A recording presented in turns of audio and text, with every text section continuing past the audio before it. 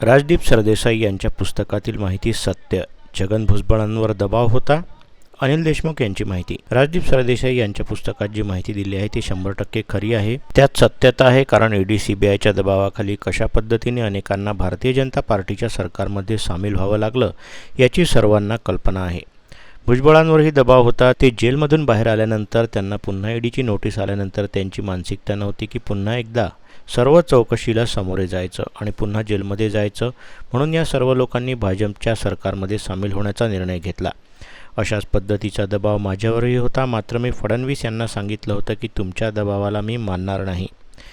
तुम्ही वाटल्यास ईडी सीबीआयला लावून जेलमध्ये टाका. मात्र उद्धव ठाकरे सरकार पाडण्यासाठी अनिल देशमुख कधीही तुम्ही पाठवलेल्या ॲफिडेव्हिटवर स्वाक्षरी करणार नाही. आणि जसं मी नकार दिला त्याच्या दुसऱ्या दिवशी माझ्या घरी सीबीआय ईडी आले. यांच्याप्रमाणे BJP बरोबर गेलो असतो तर आज मी मंत्री झालो असतो. मात्र मला यांच्यासोबत जायचं नव्हतं, म्हणून मला जेलमध्ये टाकलं.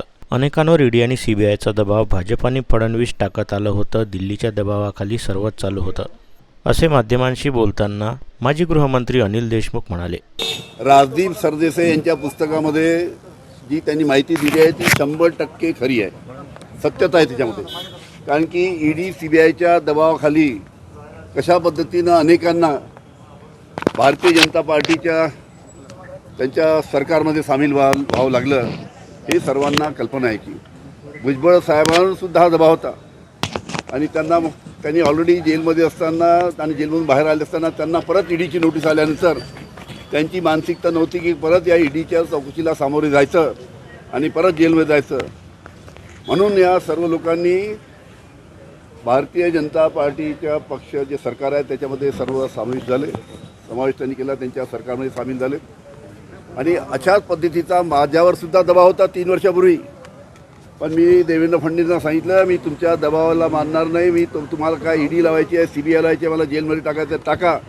पण हे सरकार उद्धवजी ठाकरे यांचं सरकार पाडण्यासाठी अनिल देशमुख कधी तुम्ही पाठवलेल्या ॲफिडेव्हिटवर सही करणार नाही. आणि मी ज्या दिवशी ॲफिडेव्हिटवर सही करण्यासाठी नकार दिला त्याच्या दुसऱ्या दिवशी माझ्या घरी सीबीआय आली, काही दिवसांनी ईडी आली, मला अटक करण्यात आली. मी सुद्धा यांच्याप्रमाणेच जर तिकडे त्यांच्यावर जाऊन बसलो असतो BJP बरोबर तर मी आज मंत्री झालो असतो. पण मी अशा लोकांबरोबर मला जायचं नव्हतं.